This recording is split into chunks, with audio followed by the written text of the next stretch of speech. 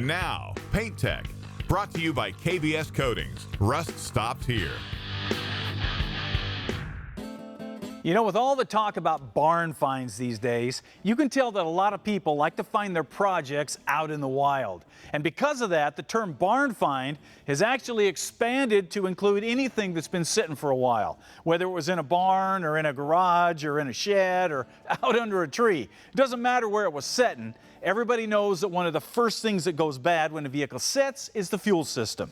Fortunately, there's carburetors, fuel lines, fuel pumps, all that stuff available for most vehicles. The fuel tank, on the other hand, can be a bit of a problem. Check it out. Since the fuel tank is usually buried up under the vehicle and almost always stored with whole nasty gas in it, it is subject to corrosion on both the inside and the outside.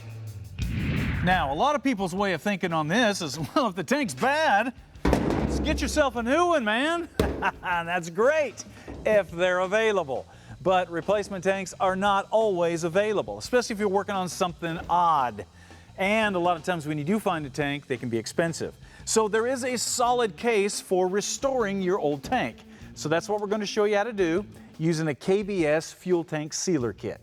Now, when most people talk about restoring a tank, they're actually talking about resealing a tank. And that can be a little difficult because it's hard to see inside the tank, see what's going on. So we cut the end off of an old tank so you can see the process from the inside.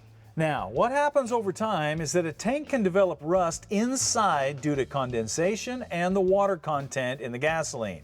And all of these seams are especially vulnerable because they hold that moisture. And once that rust starts, it will eventually eat through the metal and you'll end up with a leaky tank. So obviously the first thing to do is drain the tank and remove it.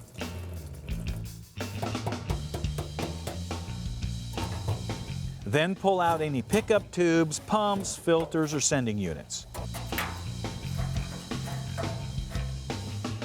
Next, we'll seal the openings with duct tape and pour in the KBS cleaner. And we'll let it soak. Now, it's important to rotate the tank every 10 minutes or so the cleaner gets on all the surfaces. And take your time here. If the tank has a lot of goo and varnish in it, you may need to let it soak for a day or two to break all that junk loose. Dropping in a piece of chain can help with the process. Just make sure that you can get the chain back out. Then, once you're done, drain and rinse the tank and let it dry. The second step is to etch the surface for adhesion and to neutralize rust. So, we're going to pour this rust blast in and once again roll and tip the tank every few minutes so the whole inner surface gets coated. Okay, once that's done and the tank is rinsed and completely dry, we are ready for step 3, and that is the sealer. And like the others, you just pour it in, then rotate and turn the tank to make sure all the inner surfaces get covered with the sealer. As you can see, it's thick and it covers extremely well, and it's impervious to all fuels and additives. It'll seal pinholes, it stops rust, it'll remain flexible, and it will last indefinitely. The best part is, you don't have to try to hunt down a replacement gas tank.